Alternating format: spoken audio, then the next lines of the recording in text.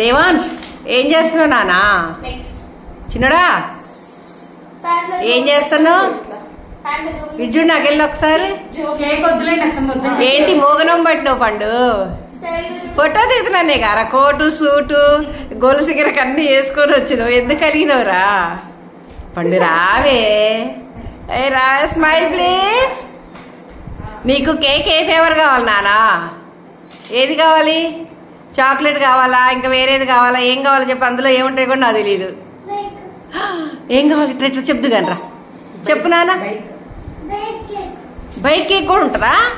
ఓహో నాకు భలే తెలియదు. కార్ కేక్ కూడా ఉంటుందా?